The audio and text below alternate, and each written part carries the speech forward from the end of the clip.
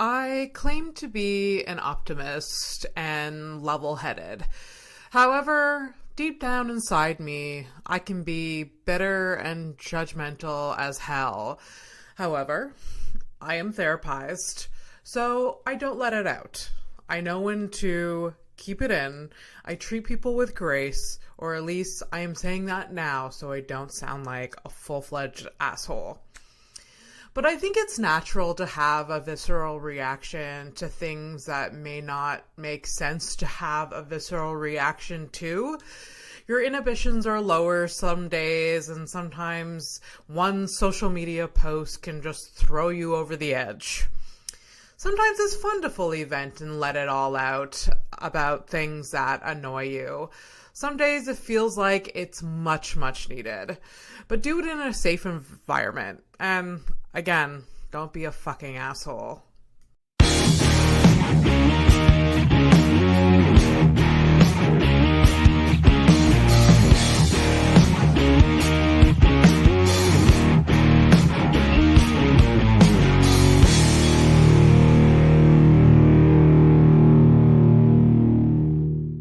Welcome to House of Stone, the podcast where everyone has a story and we get into the nitty-gritty of it all.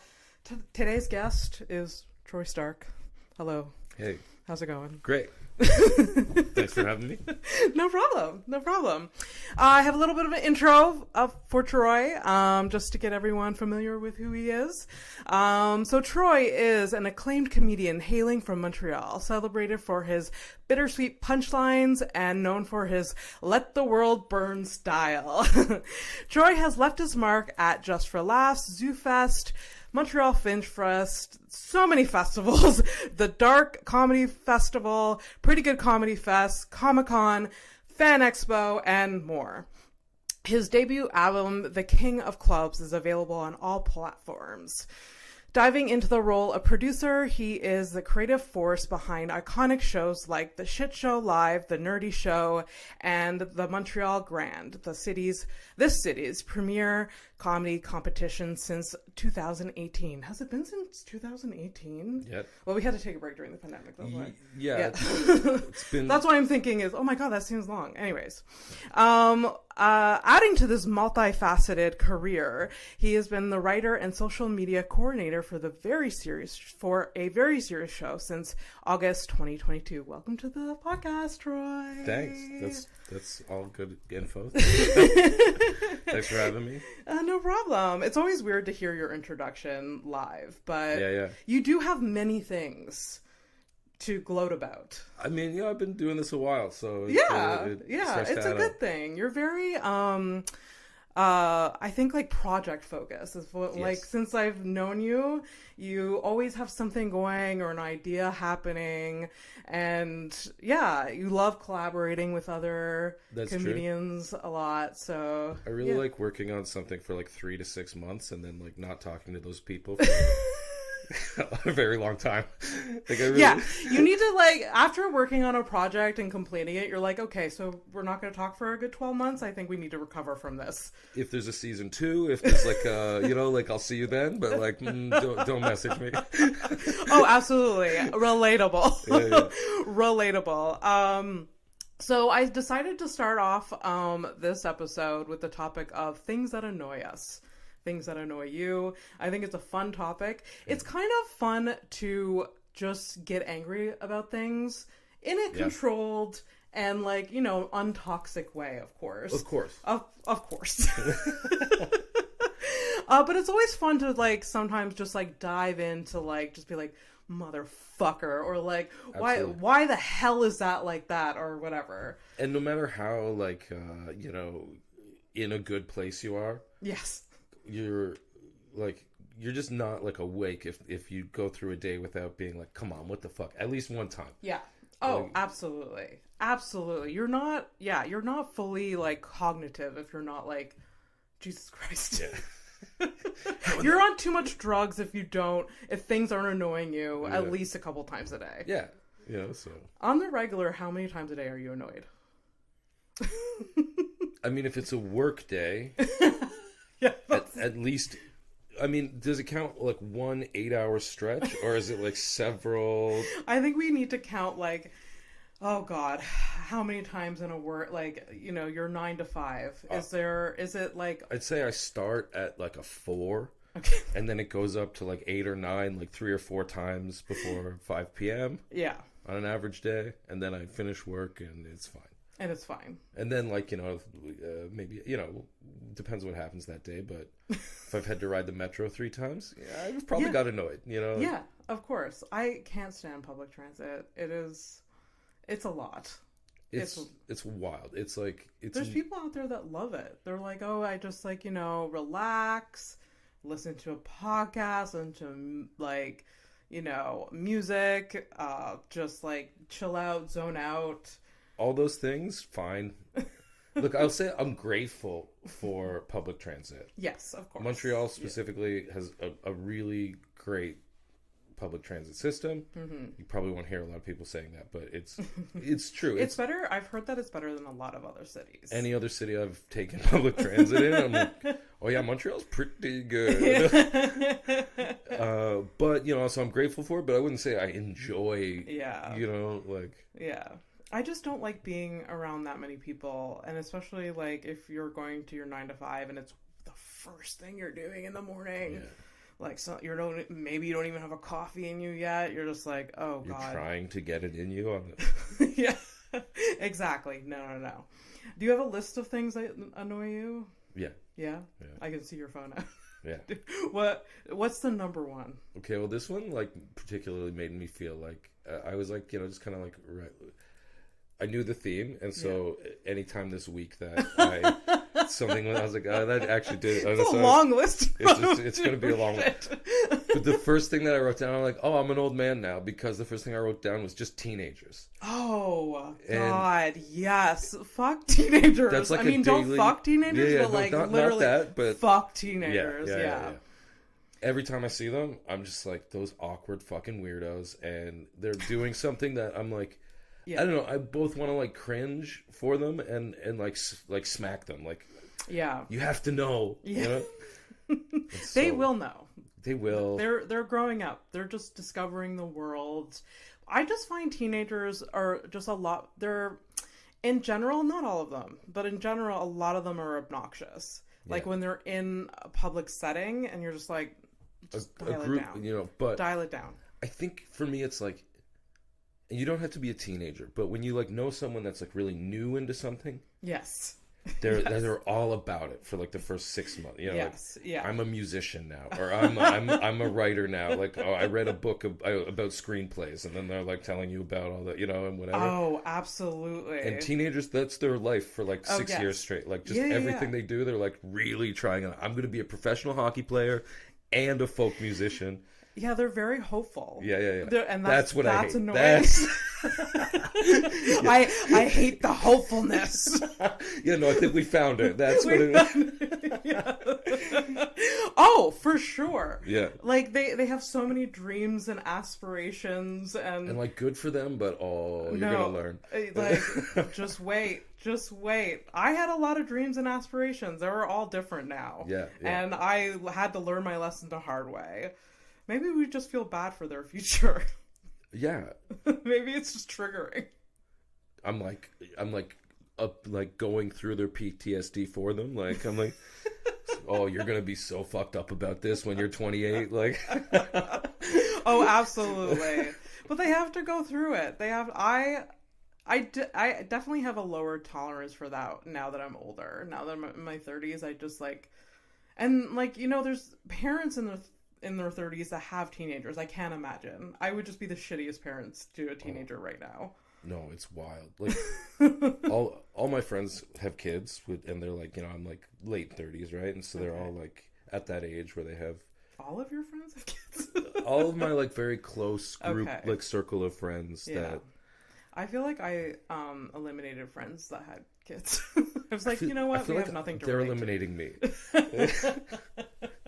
Maybe that's what they did to me, but I just felt like I took the role in that. Right, I took But okay, I shouldn't say all, but many of my friends like that, you know, have kids now, and like it feels normal, right? Like that, like it feels like, makes sense that you might have like a 5 or under, Yeah. But like, yeah, when I meet people that are like my age that have like 16, 17, 18-year-olds, it's Yeah. like, Oh yeah. it's hard to imagine that life being like 26 with like a 3-year-old or whatever. Oh yeah. Oh, that sounds awful. Yeah. That sounds so awful. When my parents were my age, they had 3 children, so that's Yeah. wild to me. Same. I mean, like my parents for sure had all their kids by my age, I think, and so, and I don't even know how old I don't care about that math right now. And I think that my parents were in their 40s when they were dealing with teenagers, but they still didn't know how to manage that. I don't know if anyone knows how to manage teenagers. Even teachers, they're like educating them. They're like, they're on strike right now. We're done. One thing that was on my list of things that annoy me, there was many things, are people that brag about being productive. Yeah. There is a trend on a lot of things on social media just push me over the edge. I have to not engage. I have to be like, no, time to like put the phone away. But there is a trend on social media of people posting like, here is my 5 to 9 after my 9 to 5. And they're like, they have their small business or just like, and I'm just like, go fuck yourself. Yeah. I don't know why. Maybe it's an insecurity. Maybe I feel like I'm not being productive enough, but I just feel like that those posts just make people feel bad. Because like, if you have a 9 to 5, that's enough for the day.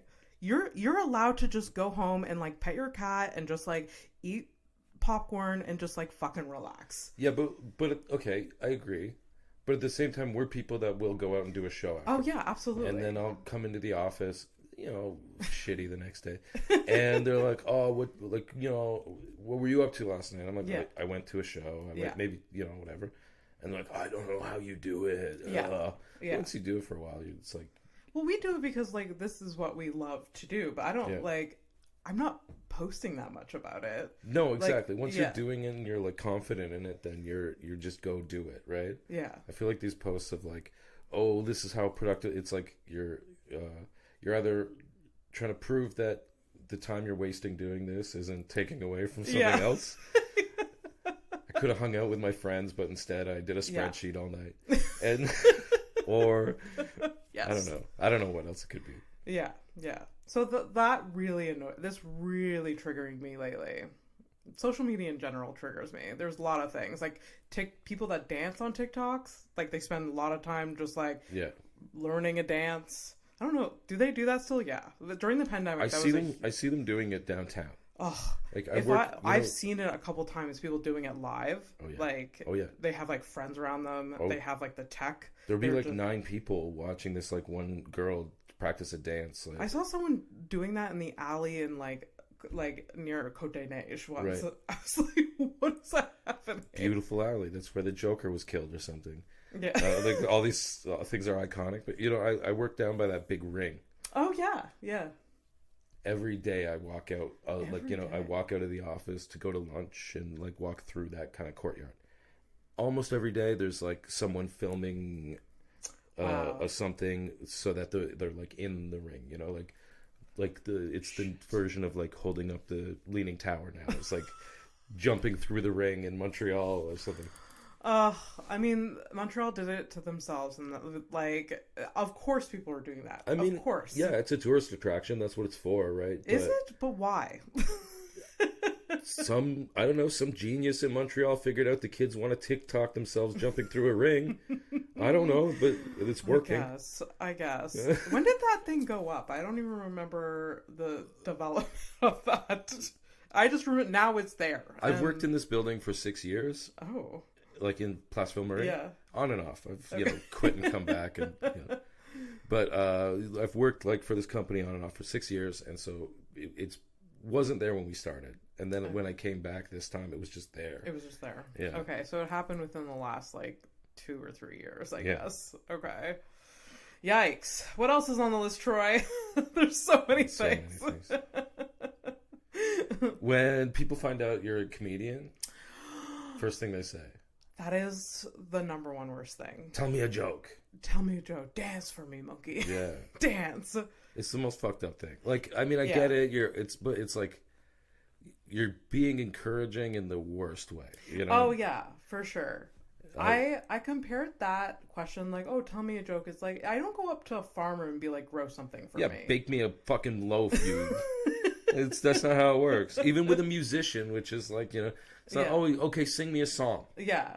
Right now? I wonder if musicians get that. I'm sure they get it occasionally, but not like 10 out of 10 times you meet someone that finds it like, if someone that's not a comedian finds out that you are a comedian, 10 out of 10 times. Oh, absolutely. Absolutely. Tell me a joke. Do you try to hide that fact from people you run into, like, or meet for the first time? Yeah, I mean, it depends on the context. Yeah. I don't like broadcast it at my day job, but now it's common knowledge for people that I've known there for a while. Oh, okay. So like, it's like some people might not know, but it's like not a secret, you know? Yeah. Yeah. But like, you know, most of the time I'm meeting people, it's like after a show, you know, like, otherwise I'm just, I don't meet people playing Gotham City at home, you know, like. That's true. That's true. It's like non-comedian friends, like friends of them. Like I maybe will, I don't know, not directly say, I'm like, oh, I'm, you know, a writer, or, oh, I'm a podcaster, or like just lie. Sure, yeah. Oh, I'm unemployed. That's a good one. They don't ask questions. People don't ask questions when you say you're unemployed. Oh, comedian, are you? Yeah, that is really annoying. There's something that happened this week. Someone was like, "Oh, tell me a joke." Absolutely. Okay. And then this follow up to that. Oh gosh. Is that now every time I see this piece of shit, he tells me a Stephen Wright joke. No context. He just will walk up to me and tell me a Stephen Wright joke. And first off, I'm a comedian. I'm not the audience. Yeah. Second off, no. Just like... Oh, yeah. As I used to be a single woman who was dating. I got a lot of, like, you know, new, you know, people I was dating. They're like, oh, you're a comedian. I'm funny too. And there used to be like, it was almost like they needed to like one up for sure, or like it was an immediate like competition in their brain. And like one of the last dates I've been on before I started dating my current boyfriend, he was like, oh, I've been told I've been really funny. And then he started to like impersonate Jerry Seinfeld in front of me, which is the classic. Yes. No one's ever done that impersonation before. Yeah. Oh, yeah. Original. And then, like, I kind of, like, I hinted at the fact, I'm like, oh, well, you know, you have, like, most comedians write their own jokes. They don't just go on stage and just, like, you know, say someone else's joke. And he's like, no, if I was to do it, I would just, like, I would impersonate some of my favorite comedians. If I was to do it, what I would do is I would suck. Yeah. That's basically what you're saying. I would ignore all of the established like norms of the art form. Yeah. And I would completely make a disgrace of this thing you love. That's are you into that?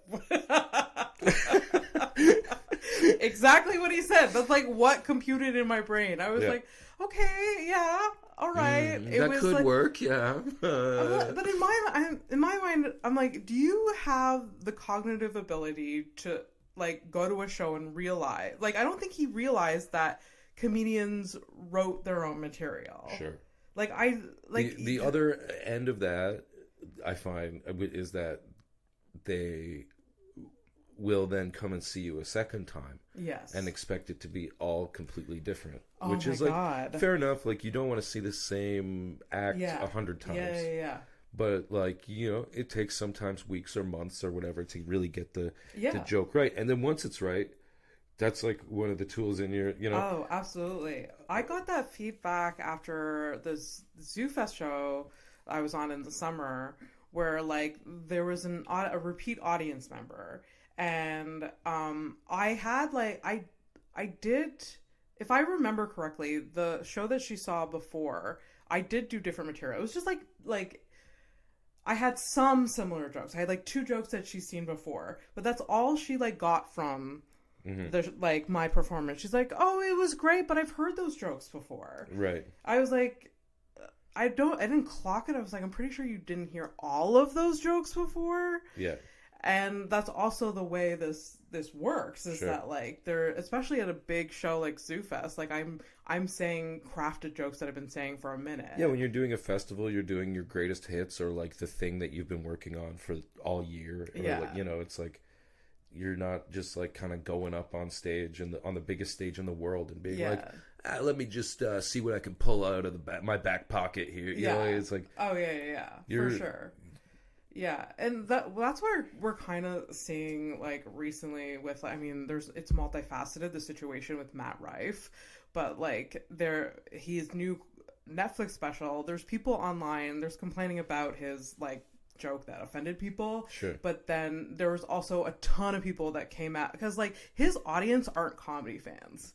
They're just not. It's like a social. You can pass it off a lot easier. Yeah, so it's a social experiment where like these people that are coming to shows are not comedy fans, and then so they spent hundreds of dollars to come see his live show, and then they're like, oh, but the Netflix special is exactly the same. I spent $100 on that show. Why is it the exact same joke? It's like, oh, obviously you don't know comedy at all. Sure. Well, yeah, and also, when you buy tickets to a band, that's what happens. Yeah. And then, especially if you buy tickets to that band 3 weeks after the album drops. Like, it's different if it's like 2 years later and you're like, okay, I've known that stuff for a while and he's still doing that material. But like, yeah, he just spent, I don't know, maybe 18 months working on an hour. Yeah. So you're going to hear it. Mm-hmm. You're going to hear it a few times. Mm-hmm. But it's very interesting to me to see what's happening. Like, there's multiple things happening with him. It's just like, oh, his fandom or people that love him, they love him for his like 10 seconds clips. Absolutely. On TikTok. But that's 10 seconds of an hour show. And I will say, like, I've seen him live. He smashed for 20 minutes. Mm-hmm. Like, he has great energy. He's up there. He's doing, you know, he's a real comic. Yeah. But absolutely, like, the trend these days, like, the comedy clips I see, stand-up comedy clips I see, it's all, like, I feel like there's been a shift where people are now performing for their cell phone that's set up at the back of the room. Oh, absolutely. And there's 100 people that paid to see a show here. Yeah. And they're your props, not like you're coming out to, you know, like if you're a stage performer, if you're an actor or a whatever, it's about the people in front of you, the moment, the, you know, whatever. Oh, absolutely. And it's not about that. You can kind of, I guess if you've watched a lot of it, you can kind of see like, this guy's more concerned that he's rolling than that these people are having a good time. Oh yeah, he's more concerned about like a little moment that he can clip later. Yeah. Than his actual like material, and then like the people. Yeah. Oh, absolutely. It's very, and there are some, I've heard of some comedians complaining about like, oh, some audiences are primed and want crowd work, where like a lot of comedians don't want to do that. But not a lot, but there's like a mixed bag. Like it depends on the comedian. But you know, there's a time if you bought a Jimmy Carr, Jeselnik, what's his name, Todd Barry did the crowd work tour. Like, if you promote it that way and everyone knows what they're signing up for, then great. Yeah. But then now these people that have only ever gone to the shows like that venture into just like a guy that wants to run his life story in 60 minutes. So they're going to be disappointed, I guess? Like, they're, like, just ready for something different. I don't know. Yeah. That's always a weird one. Yeah. You get that a lot in, like, you know, when you pay less than $10 for a ticket to a show, you kind of get whoever shows up, right? Yeah, and so a lot of times there's these moments of, like, okay, we need to reset your expectations for what's going to happen tonight. You know, like absolutely. Do you what are your thoughts? Like, do you like doing crowd work? I know like a lot of your material is like not that, and I appreciate that because it's very like thought out. There's the cadence, down to the cadence is like thought out to like your joke. So you don't like crowd work? Like, there's two I guess I have like two gears that I like, when I'm just doing stand up, when I'm like an act on the show, I like to come out and be, almost the character, or the like, the whatever, like the act. Yeah. But then when you're hosting, yeah, you kind of have to. There's a balance. Yeah, so I can't lean into that as much, and you do have to be more in the moment. And like if something happens, you have to address it. And genuinely, some of the most fun I'll have on stage is having those interactions as a host and stuff like that. Yeah, and I enjoy doing it, and it's. But yeah, if that's all I did tonight, I'm like, I didn't work on any jokes. Like, you know what I mean? Yeah. I don't know if it's more fun, but it adds variety to the night or like the set or whatever. Yeah. I think if I'm hosting, then I'm more willing to go into that kind of stuff. Mm-hmm. And if I'm like an act on the show, if I'm talking to the crowd, like something's gone wrong, Like, it's true. Oh shit. Yeah. We gotta fix this and then hopefully move on, Oh, absolutely. When did you start doing comedy? 2012. 2012. So it's been 11 years now. Yeah, 11 years. And was it here in Montreal that you started? So I was I was at Concordia. I was at that point taking like writing classes and stuff. Okay. And then I found out about this like comedy writing and performance school just in Toronto. Mississauga. Yeah. Etobicoke. Humber College, I think it's called something else now, but is it Humber Lakeshore or something. Okay. Like that.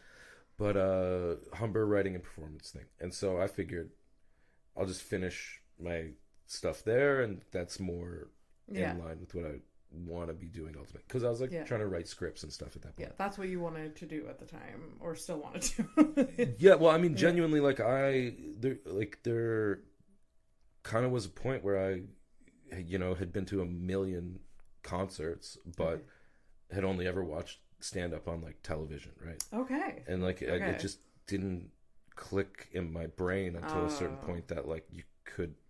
Yes. Do an open mic the same way you could do a music open mic. Yeah. And one of my friends mentions it to me, and then it's like the only thing that I'm thinking about I'm like, oh, I've wasted so much time. How did I not know about this? Like, I got to get out. So then, I went to the Humber program for a minute, and like, I kind of wanted to have done it before I moved to another city to pursue this thing. Yeah. So I did like Grumpy's. I think I did like Comedy Nest open mic. Okay. And so then was your first set Grumpy's? Is that what you were saying to me? Yeah. Oh, wow. Yeah. My first set was at Grumpy's, and I'm going to be honest with you. I smashed. Really? Like for a new person doing comedy. Yeah. I told 2 stories and got good reactions and whatever. Okay. And then I moved to Toronto. And I'm talking to comics that have toured the country and whatever, and they're like, "Oh, you're from Montreal? Like, have you ever done Grumpy's? That's the hardest mic in Canada." Proper headliners would be saying that's the hardest mic in absolutely. Canada. I'm like, "Oh, I killed there. I must be amazing at comedy." The one time, inflated ego. That's one thing that annoys me when like newbies are just like so confident. I'm just like, you need to dial it. You need to grind a bit more. You need to bomb. You need to like. Well, you need to have that to even think like these people want to listen to me for 7 minutes. Yes. But then you also need to have like. It's true. You need to. Yeah, your first set doesn't need. Well, what am I trying to say? Your first set shouldn't go too badly because it needs to encourage you to like try again. Yeah. I feel like I bombed my first set, but it wasn't so bad that I didn't want to go further. Sure. So I'm sure I'm glad that you killed. And I mean, when I say I killed, I mean for someone that had never done it before, and my expectations were, you know what I mean? I did much better than I thought I was going to. Yeah. Which feels good, but if I watched that tape today, I wouldn't be happy with it. You know what I mean? Like, I wonder. Like, I didn't start taping myself until like 2 years. I think if anything, I would have had a voice note, recorded on your phone. But I mean, I don't have a recording, and I probably would never listen to it if I. It'd be horrifying. It'd be so, but it'd be funny if you did have it. Like first set ever. Sure, I'm sure a lot of comics, especially now, like anyone that started in the last 7, 8 years, like has that, Oh, absolutely, absolutely. Did you bring friends to your first like open mic? No. No, it was. Did you know any of the comedians? No. No, you just showed up. Yeah. Wow, that's good. My friend Evan Miller, kind of like was like, my friend Evan and my friend Ed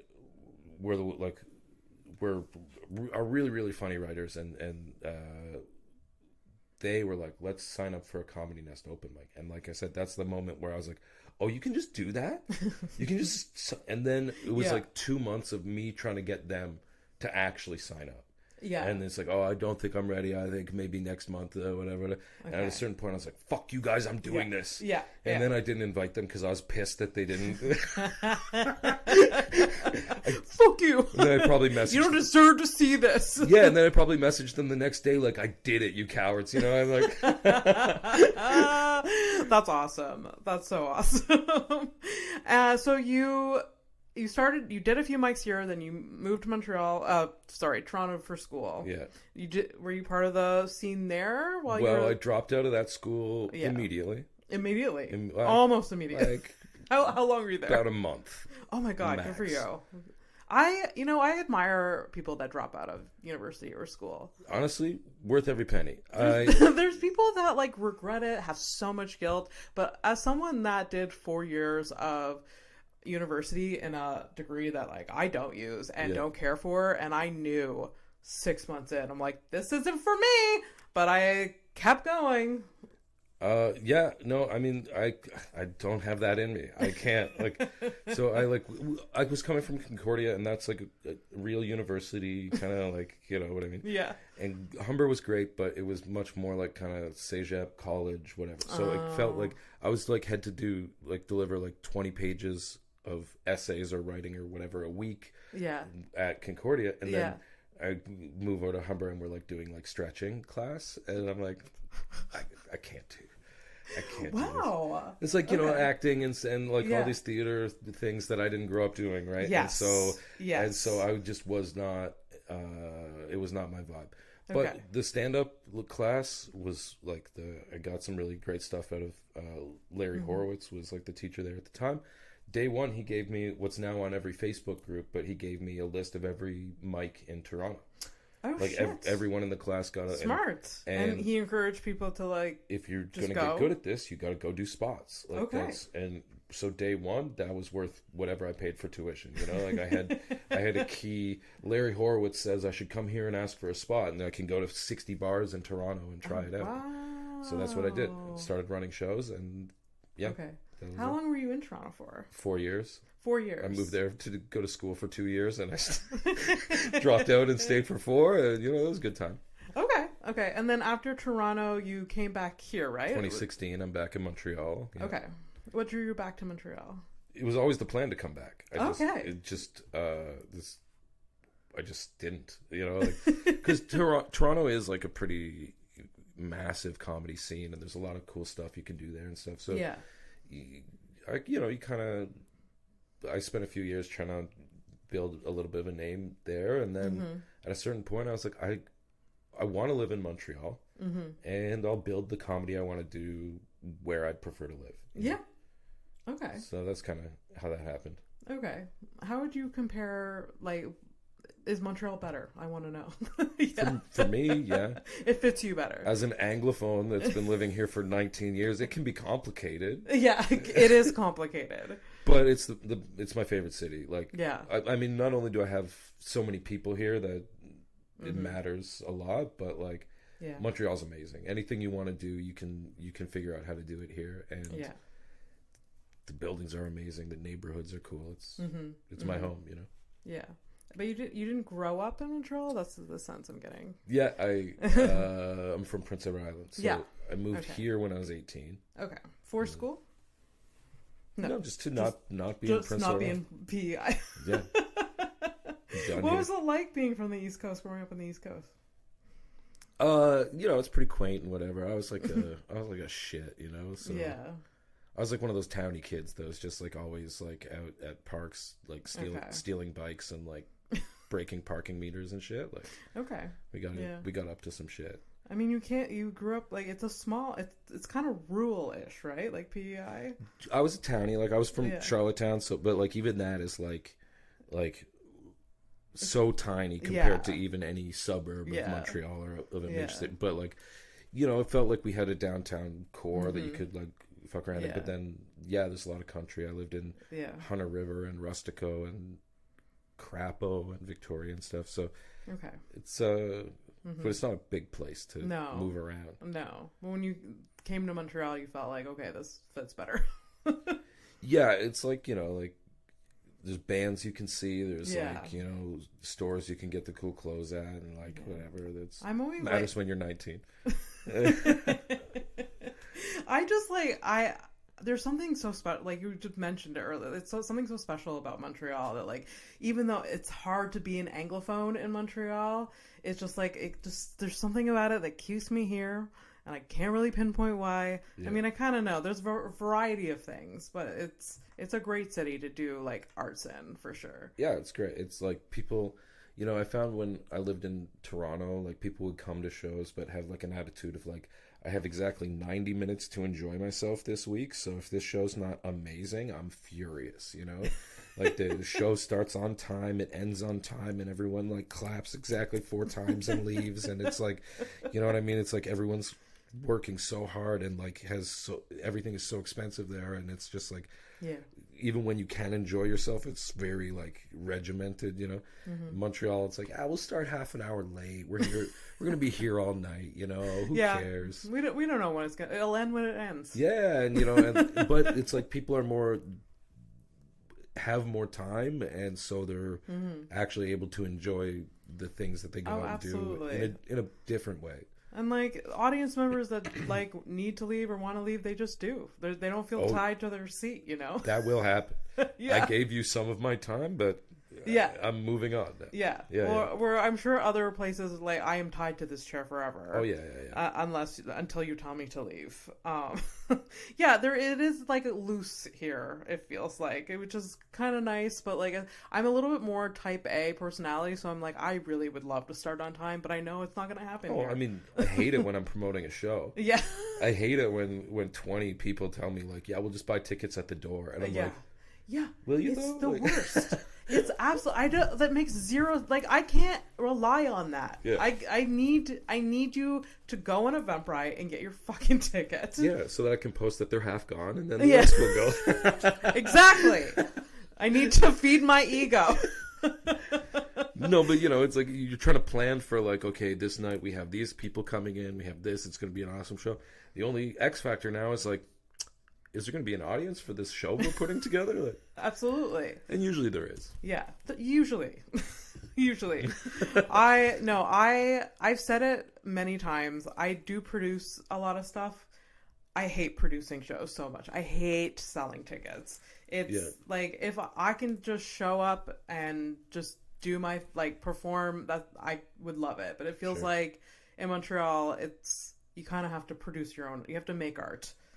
Yeah, absolutely. A lot more. You feel more pressure to like produce shows, I find. I mean, I feel like a lot of, maybe just artists in general, but especially comics. And that might just be, I'm more exposed to comics, right? But I feel like a lot of comics start doing stand-up because it's fun to write a joke. And they don't realize that they're starting a fucking business that is their face. Oh, absolutely. And I didn't really realize that. Like, I had been in bands before, and promoting a band where it's like, me and my buddies did a thing. That's like, feels kind of different. But then when you're like putting a poster that's just your face, and it's like, you know, it's a bit weird, you know? Oh, for sure. You are, when you definitely, you go on open mic once, then you have to be like, know how to like run a business afterwards if you want to like continue. Especially for the first few years, you're like, you're your own manager, your own agent, your own social promoter, media stuff, promoter, like marketing, video editor, now video editor, and like so much stuff, script writer, like it's all, you got it, you know. It's all, but like, in retrospect, like now, like I'm glad I'm getting or have gotten that experience because it makes me feel like I, like look at all the things I can accomplish with like zero education behind it. It's kind of cool. If you throw yourself at it, you'll figure it out, and it also helps you appreciate, like, once you've edited a few videos, your friend that can really edit videos, you're like, okay, I now have a sense of how much time that fucking took you. Yeah, for sure. I as soon as I get money, Zach Kick is getting a raise. He is like, my God, it's not easy. We're all just campaigning for Zach to get raises around town. Absolutely. Oh yeah, it's so much work. It's so much work. I don't think, like, the general public don't realize, like, when they come to see a comedy show, like, that person has done, there's so many multifaceted things that we have to do to, like, be part of this, like, industry. Sure. I mean, I don't hate promoting shows, but, like, if I have less than 6 weeks to do it, then it's not going to be everything I want it to be. So sometimes you end up putting together on short notice or whatever, and it's like, we're going to do what we can, but like to really do it right, I want that much time to do it. And a lot of people don't realize that, like, it does take that much time to... Oh, absolutely. I mean, you've been very successful at promoting stuff, like, historically. I mean, one of the biggest ones in this city is the Montreal Grand. For sure. Tell people about it a bit. Well, I'll give some credit to, Walter Ling and Chris Vendito for, being with me. Originally, it was the Comedy Works Open Invitational. Oh. Which it was like we started when Walter was running the works. Okay. We started the contest there. It was going to be like an annual thing that we did there. Okay. And then the Comedy Works burned down. Yes. So oh, do I miss that place sometimes? Oh yeah. Couldn't really keep the name after that. No. So then it became the Grand, and it's kind of become my thing now, but like the boys have helped me a lot with it over the years, and and now, like, and so it's, a contest. It's at the end of it, some comedian wins $1,000. One year we did 2,000, right before COVID. Yeah. And then we had to put that on pause. But but I've had years where 150 comics from Montreal, Halifax, Ottawa, Hamilton, all over Canada.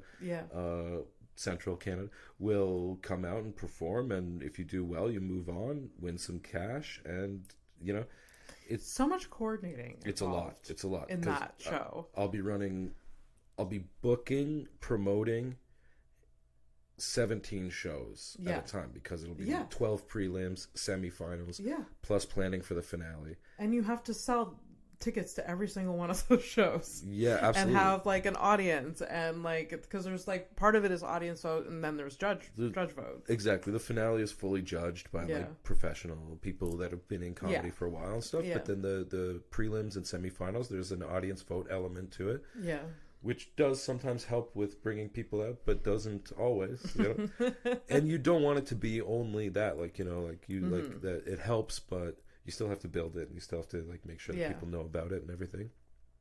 And but it's been pretty successful. Like and it's really fun to create stage time for almost every comic in the city, or any, you know what I mean? Of course. There's always ones that miss it somehow, or sign up too late and it's full or whatever. But pay someone every night, pay a headliner, and then.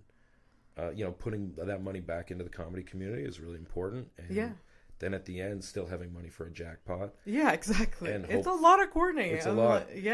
And, it's, I think it's really worth it, but it is a lot of coordinating, Are you planning on doing it again?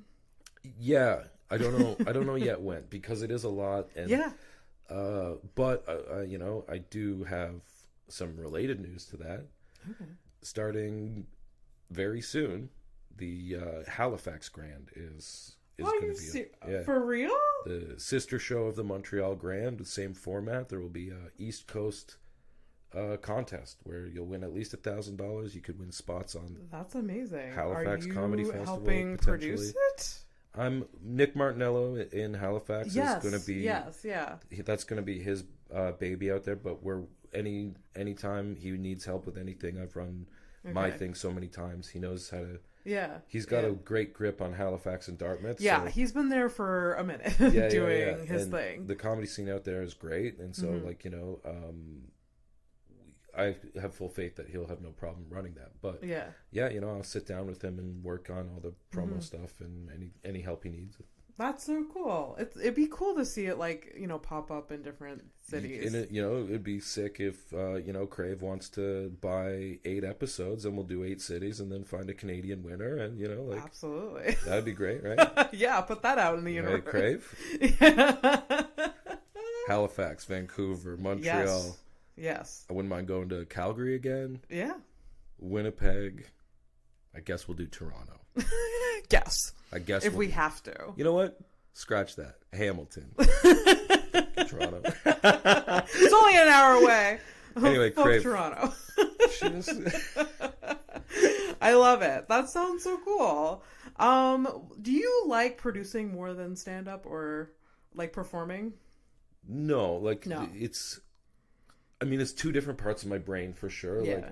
Like the producing and or like writing a script or something like that is like really like sitting and thinking about like I love a project where I can say this is what we want to do in the end. Now how do I break it apart into 1,000 pieces that I can, incrementally achieve? Yeah. That's just like puzzles and problem solving for me. Like as good as playing a really good like video game is like oh man, I made the spreadsheet make sense, I love a spreadsheet, Troy. Yeah, no, it's crazy. It's the best. I'll spend all day, so like there is part of me that really does enjoy that stuff. But performing, like doing stand-up comedy, like performing and telling your story and like getting the reaction or even an unexpected reaction to talking about like things that have happened to you in your life is that's the magic that makes all that work worth it, Absolutely. For sure. Like I said, I definitely love performing a lot more, but like your projects are so great. So like, and you do see like as someone like watching it, I think as an audience member too, like you see the passion behind it, which is like, it's really good. Great. It's really fun. I thank you for that. I always like, try and approach things from like, what would I want to watch it? Would I want to see this show? Yeah, I think even as a writing comedy is like, oh, do I find this funny? Yeah. Like if I don't find it funny, then it's not worth saying on stage. Even that's why I don't do topical jokes. Like genuinely, like like there's definitely people that are more educated about the news and current events and stuff than me. Yeah. But also, not that I'm not interested in it, but that's not what I'm going to sit around and joke about with my friends when we're having a pint, like that's not where so as much as you might be able to get a great clip talking about whatever's in the news right now. Yeah. I don't care. Yeah. Like I don't care either. Yeah, no, and I also like in general just feel like a big dummy when it comes to like things are happening in the news and I'm just like, you know what? I can talk about other things. Yeah, absolutely. And I think most people that want to watch comedy right now, they're switching away from the news to be and then if it's the same shit. Yeah. Whatever. So most recently, or the past year or so, you've been part of a very serious show. Yeah. How you've been like, writing for that? That's kind of a new project for you. It is, yeah. It's like about a year now, I think, and it's really great. It's like on ManyVids, which is like a streaming platform, but it's like a late night talk show, right? So it's been so fun to just be able to like kind of pitch all these bits that like kind of like, is it like a newsroom style, like a writer's room style is what I like like want it to be. A little bit, yeah. In my fantasy, it's like a micro version of Okay. exactly like, you know, like if you've watched like 30 Rock and all that stuff. Yeah, yeah. But like we're, you know, the Many Vids is really generous with us, and they built a really cool set for Tyler, and Yeah. like, I've been It's getting to so do cool. some writing and social media and stuff for it. But like, you know, they're essentially like asking us to put this show on, and Yeah. it's a kind of interview, late night talk show kind of thing. Yeah. And at the beginning of every season, Tyler and myself, and depending on who else I guess is available or whatever that season, we'll get together and just pitch for days. And Okay. it's like, then you get to go down all the rabbit holes of, do you remember when Letterman did this? Or do you remember, like, can we do that? Or Oh do you my remember God. when... Do you go back? Like, do you do research? I would do like so much. Like My hey, whole let's- life has been research Yeah. for this job. Like, Yeah. like, you know what I mean? Like, late night television is like my... I love late night. I It's used to everything. love late night television. It's a perfect variety show. Yeah. Like, Oh yeah. it's amazing. So Yeah. being able to do even like, you know, a simplified version of that, but Yeah. being able to do the interviews, and then like getting to bring in a comedian for a game or a sketch or a character or whatever. Yeah. It's doing exactly the kind of writing that I've wanted You to do want for to years. do. And we have a lot of times a really pretty decent audience, you know. So yeah. it's been really rewarding, and yeah, I'm grateful to... Some of the dumbest things I've written in my life make it into the show. And, Okay. you know what I mean? And I it's mean, like, there's no bad ideas. I mean, there No. is, but sometimes there's no bad ideas. but sometimes the dumb idea is the good idea. Yeah. You know what I mean? It's like, yeah. that's what comedy is a lot of times about. But Yeah. And like, yeah. And because you're pitching it to like other people, like you plant that seed with other people and they could like, oh, but that can be this and blah, blah, blah. So yeah, I love like collaborating with people in that way, like writing wise. Like, I mean, I've never worked in like as a writer for a show, but I in just like baseline, like had like writing groups and like pitching like, oh, I have an idea for a joke for this, and they're like, oh, have you thought about this? It's such a magical thing, like when you put like comedic brains together. absolutely. Or like, yeah, any collaborative like thing like that, when you really start to gel, it's really great. Yeah. I will say, like, you know, Tyler is the host of the show, and Yeah. he's an amazing interviewer. He like Oh really yeah, it's is- really good, and he really loves it. Like I talked to him, I had a car ride with him the other day. He just loves, and he loves seeing how, like, how the progression of this project. Yeah. Because like from where it was, and like how, like, you know, he's getting better as an interviewer. He loves being Absolutely. able to incorporate more comedians into it. He loves like collaborate. Like he loves it. It's all. awesome. It's And- really cool. You know, there's always a learning curve. Like this season, the big change, went from the small studio to the bigger studio. Yeah. Live audience now for each show and stuff, and then there's a learning curve with like Yeah. he's been doing the show for 3 seasons in one way, and now in season 4 it's like Different. yeah. And Yeah. so then like what bits work now, what bits are not going to Yeah. work with a live audience as well, and stuff Yeah. like that. And it's Yeah. so, but you know, that's great. It's like, I mean, you see that with like late night shows, is that like things like evolve over the years. Like my favorite was Conan, and it was like very different at the beginning sure. versus like, you know, the last stint or whatever. Well, yeah, he was like what 27 when he started like hosting late night or something, and then near the end of his hosting, he was like, I don't know, probably 50 something. Oh yeah, at least. Yeah. And so, of course, it would be weird if it was the same show Yeah. he was putting on. You know? Oh, absolutely, absolutely. Who's your favorite late night? Letterman, Conan. Okay, Letterman. Second, I love Letterman too. Letterman was a great interviewer. absolutely. He probably like he's known for that show, but like as being like his humor. Yeah. But when he had to like ask questions, he was so good. He was amazing, but Yeah. he was amazing at all of it. You know, Yeah. the 7-minute stand up off the top, the monologue off the top. Yeah, Dave's jokes were always like, you know, like my favorite. Yeah. I'd watch all of them when I could, and Yeah. you know, Conan had a different flavor, which was also good and whatever. Yeah. But Dave was always killer, yeah, and like but when he didn't like a guest, when he didn't like someone and had to like be the host, that's my favorite. Yeah. Like he would cut someone very down. Genuine. And like he's himself. He doesn't absolutely, like sugarcoat. Absolutely. Things. He's in show business, but he's not. He's like, I'm just going to be me. Yeah. And that, I really think that that's like a rare thing, you know? For sure. Nowadays, like, it seems like every host is the best friends with whoever they're interviewing, Sure. even if they, you know, or whatever. A lot of it's very scripted and very structured. Absolutely. Now, so yeah, I mean, it's always been a little bit like that. Like, you know, Yeah. even like when you see those classic bits of like Norm coming on and like, Yeah. and whatever, and like there's like one time where Letterman's like, I forget what he's asking, but he's like,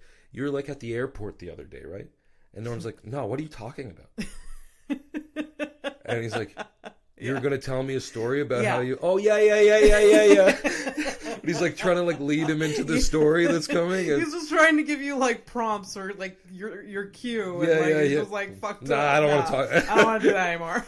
So you can kind of see like, okay, like they knew there's a story coming at this point, but like, yeah, that's awesome. I love late night so much. I'm not really into like the newer stuff anymore. It's the older stuff that I mean, I love the docu-series, or not docu-series, but like the series on Netflix that like David Letterman did with like a bunch of celebrities. It really highlighted his like interview like skills. Awesome. And just such an interesting person and everything. Yeah. Mm-hmm. But like, I don't know, in terms of late night, I think I watched Colbert a bit during the pandemic, and then I just like, I'm done watching American news in any even fake jokey American. I just like burnt out on it completely. Oh, for sure, I get it. I 100% get it. Well, let's go. Let's talk about this past summer a little bit. You had a lot of exciting things happen. Yeah. So the Just for Laughs festival rolled around. We auditioned together, and you got Just for Laughs originals. Yeah, I did. Thank you. That was awesome. We did the showcase at Hurley's, which was honestly, that show was one of the best of the year. Like the showcase itself. It was such a fun. Like I've said it on the podcast before, but it was such a fun audience that like showcase or audition. It was so magical that night, and I felt so fortunate to be able to do it with like that group of people. That really felt like home base. The gangs all like, you know, like our versions of like the Avengers assembled, like all people that like, because a lot of times on these showcases or whatever, it's like, you know, just kind of whoever is producing it. Some people that have been doing well this year, but it's not necessarily people you would normally be on a show or be whatever with. So it was, really cool to be. Yeah. It was just it was a chill vibe from the very beginning when Walter was like, has anyone asked you to showcase yet? And I was like, no. And then he left it at that. And then I was like, hey, so like 2 weeks later, I'm like, was that you asking me, Walter? And he's like, yeah, that was me asking you. You're on the list. I was like, okay, right. Yeah, that's that's Walter. But it was whatever. It's fine. It was such a great audition. It was so good. We all did very, very well that night. I loved it so much. Genuinely, I like edited the video of that, and everyone did. Yeah. Like, you know, it would have been nice if we all got the originals thing, whatever. I mean, we can't. It's just not how it's ever works. Gonna work. But I genuinely think like everyone that was on that show, one of the best sets I saw them have that year, maybe ever. Like, Chris at the end doing crowd work. Yeah, Chris Vendito is the king of crowd work. Man. He is. I love his crowd work so much. I almost like, because I know for like showcase you're trying to like say polish jokes, and he has polished jokes, but I'm just like, I want him not to do that. But I know it's like that's not the vibe of like an audition, and like he still did well, and he did some crowd work. Obviously, he found a balance or whatever. Mixed it in a little, but you still. Yeah. But I love his crowd work so much. He just like has just, I don't know, a sharp tongue, and he just knows how to like react and be sarcastic in the right moments. Exactly. And it's great. He gets away with saying things to people, and not like mean or like, you know, offensive things, but just like he says things to people in such a way that like it cuts them, but they're also like, yeah, that was good though, Yeah, yeah, it's yeah. like a Absolutely. perfect. He's got the great tone for like a roast. Oh, absolutely. Did you see at Just for Laughs the Surrounded show? No, No. Okay. So that was like all crowd work. and it's all like the stage is like Yeah, like it's just basically the stage is a circle, Yeah. and like the comedian is in the middle and just like is like walking around doing crowd work only. And like it was really interesting to see, but you saw that like they roped in comedians to do this that were just like really uncomfortable. Yeah, yeah. And it's okay if you're not into like crowd work, but I mean, I guess like that show paid well. I mean, comedians said yes. I hate doing crowd work, but and like, I think that maybe if I was like 5 years in, right? Yeah. I might have wanted that Just for Laughs credit so bad that I'd be like, I'm gonna take a loss on this, but like I'm gonna be on the festival. Yeah. I'm gonna eat shit. Yeah. But it'll be worth it. And now I wouldn't take it. I would politely talk to the producer and be like, I think I'd be a great fit for something else, please. But there was for sure a time where I would have taken that Just credit said and ran, like just said yes. Yeah, I did see like, but they were like pro comedians there, just felt so uncomfortable. Sure. But I think I only, maybe it was me that was just feeling it because I knew you were like, feeling it for them. I was like reacting as a comedian. I was just like, I see it. I see it in your eyes. You're not very comfortable. I don't know if other audience members noticed, but I saw them, like some of them, like they transitioned into like some of their jokes. Mm-hmm. Like they like, I don't know, which was interesting to see. But I mean, it is a cool experiment. Like I wonder if like someone in the city would be interested in doing like a show that's like all crowd work, just to test out the waters and that. There was back in the day a kind of, it never got like huge, but that like crowd off show. Yes. I think I remember that. Jared Rockwell and it was like Cardassian. in a restaurant or something. Not the best venue. Yes. Never the hugest crowd. I did it once and no, it was like the audience was told to like kind of heckle or like talk to you. So it's not crowd work. It's more like a getting heckled show. Yeah. But like, they had like a system where like they would give you like points. Yeah. So like that became like a fun place to fuck with crowd work or be more flexible with your stuff. Yeah. And so like there are ways to do it and make it fun for everyone. Yeah. For sure. Not for you. Not for me.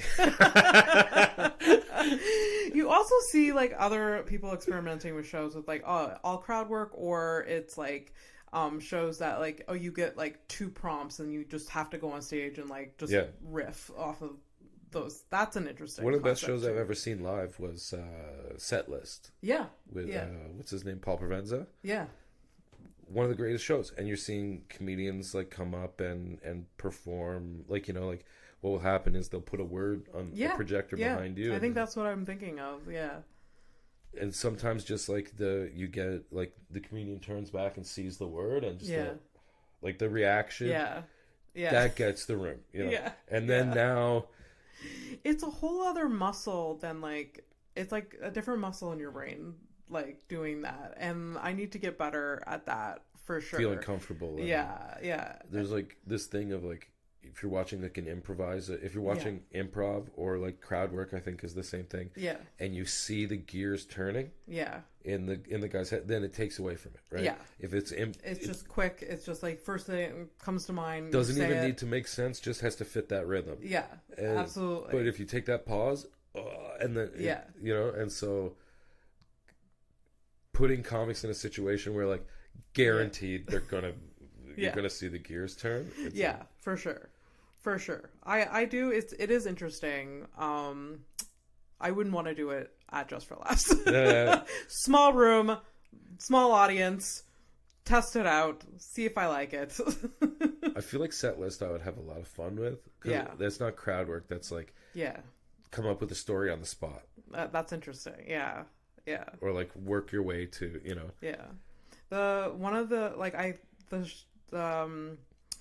the comedian that I love the most that does like crowd work, or like they did that show Setlist with Moshe Kasher. Do you know Moshe Kasher? Yeah. He's so good at just being so quick, and like it's just spectacular to watch. I love it so much. Great. Yeah, he's really funny. Really, really funny. Yeah. So going back to Just for Laughs this year, you were part of the Just for Laughs originals. It was heard very, very good, very well received. Many, I mean, for listeners, like the originals, if you're a Montrealer, it's definitely the show you want to be chosen for Just for Laughs. Yeah, I was happy. Yes, absolutely. For so sure. At our audition, it was you and Zach, which is like, I think like the most, like out of all the auditions, like there was 2 from ours, and then I think everyone else was just like one. Yeah, I think so. I mean, once I was in, I didn't really keep count. But I do know that from ours, like, you know, we had 8 people showcased that night, I think, and Zach and I got originals. Yeah. And then I think a couple others got, like, you know, the bus show and this and that. And so, like, our hit rate was pretty good for... Oh, yeah. Yeah. But, so Zach and I end up doing the Just for Laughs originals, which is like a 10 comedians on one show, and then we recorded and released as like an album. Yeah. The Montreal show. Okay. Yeah. And it's released where? It'll be released November 29th on all the things: Deezer, Amazon Music, Spotify, Apple Music. Okay. So you're very happy with your recording for that? I have not heard. Okay, that's not. Heard, so you're gonna hear it when everyone else does. Yeah. Okay. Did I record it on my phone? Yeah. Did I during my first appearance at Just for Laughs bring my phone on to the stage and record a voice note of my performance, knowing that it was being professionally recorded for an album? It was recorded with audio, not video. Yeah. So no, I'm gonna hear the edited version for the next time next week. I couldn't wait that long. You know, like I needed to be able to review the tapes, you know? Yes. Yeah. I've heard a really terrible audio version recorded on the stool. I'm really excited to hear like a professionally edited. Yeah. You know, that'll be cool. Okay. And it's called Margarine for Error? Margarine for Error, which is, I believe, a Gino Durante punchline. Oh, okay. All the originals albums are named like they take a line from one of the comics and make it the album title. Okay. A few years ago, I think Lawrence had his. Oh, really? Okay. I thought for some reason it like I didn't know they were naming like the whole album just like one thing and not like okay. So it's like the Montreal 2023 or whatever, and then it's like called Margarine for Error.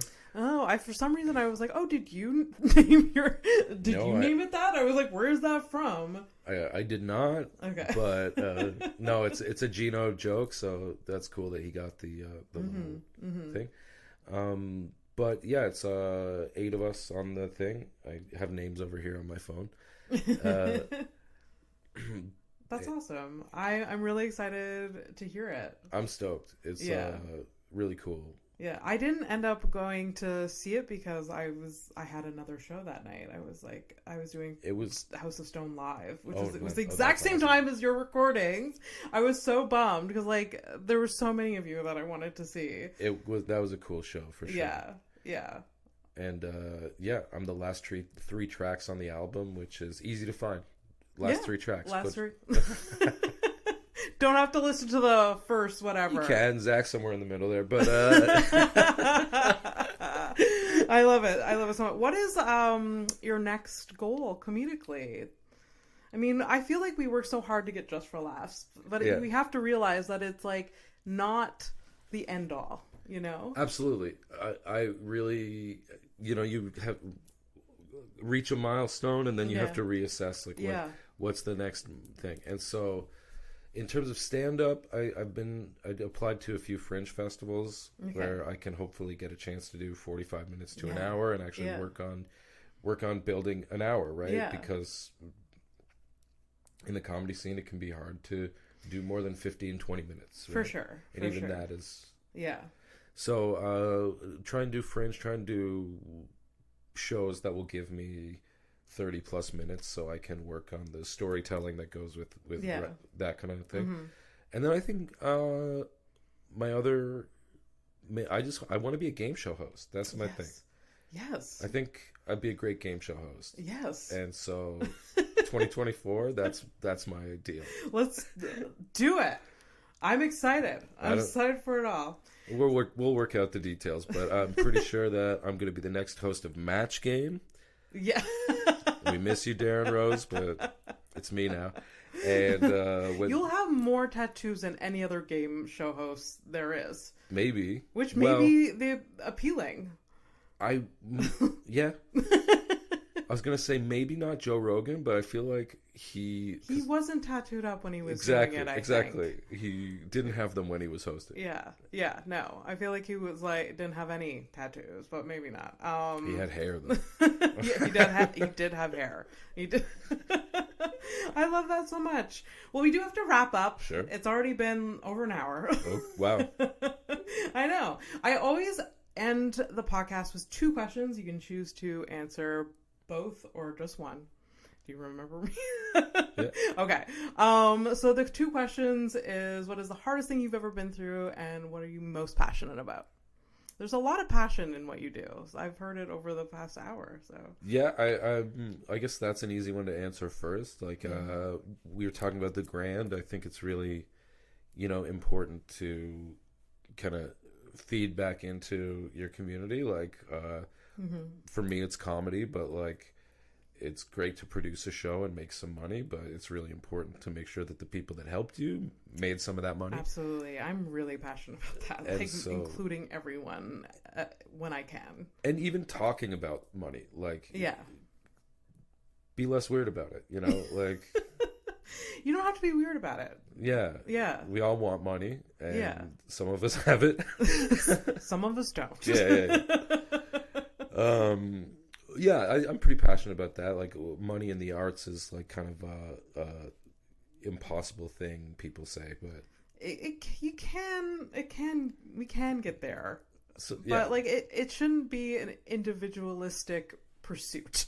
It needs to be because like it can only get better if we incorporate more people. I don't know. I know, I agree. At least sharing knowledge, right? Like, like there was, for a long time, there was this tendency where, I'm not going to name clubs or anything, but like it was very common for, like a club to pay certain headliners this amount, other headliners this amount, because they could get away with it.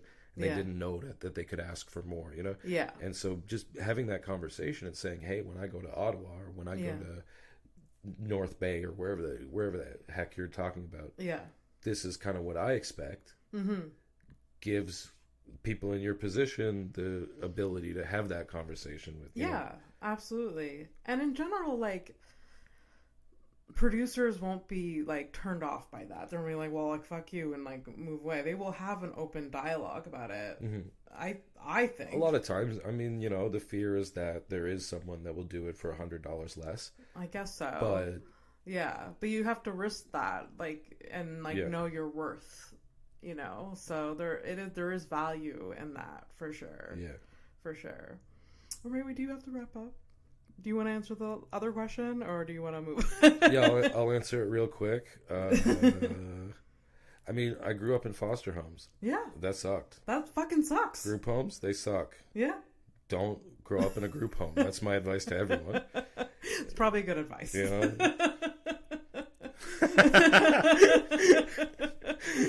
All right. Well, where can people find you online? Instagram is like the main thing, at Tron Stark, TRONSTARK.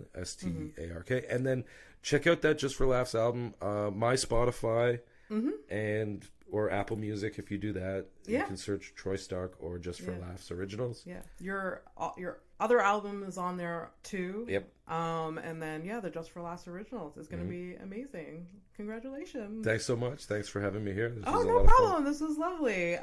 Thanks to all the listeners. You know where to find me. HouseOfStonePodcast.com for all the links. Like and subscribe. And thanks again, Troy. You're great. Bye.